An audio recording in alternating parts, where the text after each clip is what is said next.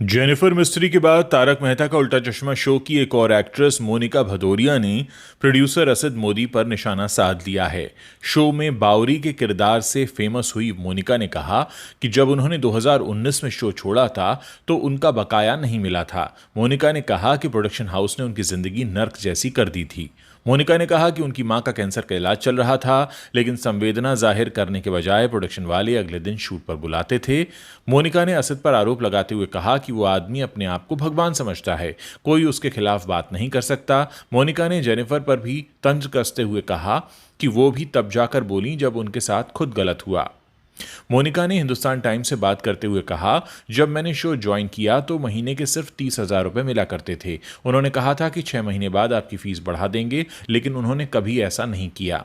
वो पैसों के मामले में बेईमानी करते हैं और वे सभी को एक कुत्ते की तरह ट्रीट करते हैं। जब मैंने 2019 में शो छोड़ा था तो मेरा तकरीबन 4-5 लाख रुपए बकाया था, लेकिन उन्होंने चुकता नहीं किया। उन्होंने हर एक्टर्स का पैसा रोक रखा है, चाहे वो राज अनादकट हों या गुरचरण सिंह।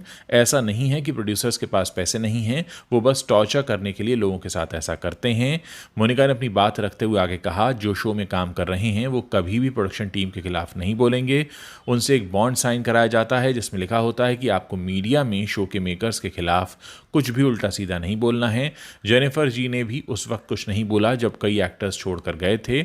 आज उनके साथ गलत हुआ तो वो बोली, सबको अपनी जॉब बचानी पड़ती है। मोनिका ने कहा कि मेरी मां के कैंसर का इलाज चल रहा था, मैं रात भर हॉस्पिटल में रहती थी। संवेदना दिखाने की बजाय वो मुझे सुबह सुबह शूट पर बुला लिया करते थे। अगर मैं कहती कि मेरी मेंटल हेल्थ ठीक नहीं है, बावजूद इसके मुझे शूट पर बुलाया जाता था। सबसे बुरी बात यह थी कि सेट पर जाने के बाद मेरा वहां काम ही नहीं होता था, मुझे 1 घंटे पहले बुला लिया जाता था। मोनिका ने आगे कहा, मां के निधन के बाद असद मोदी का फ़ोन तक नहीं आया। मैं गहरे सदमे में थी। 7 दिन बाद मेरे पास फ़ोन आया और मुझे सेट पर आने के लिए कहा गया। मैंने उनसे कहा कि मेरी हालत ठीक नहीं है। उन्होंने कहा कि हम आपको पैसा दे रहे हैं, हम जब चाहें तब आपको बुला सकते हैं और आपको आना ही होगा। अब आपकी मम्मी को कुछ हो या जो भी कोई बात हो, मेरे पास कोई ऑप्शन था नहीं। मैं रोज़ाना सेट पर जाती थी और रोती रहती थी। वो मेरा टॉर्चर करते थे, सेट पर गुंडागर्दी करते थे।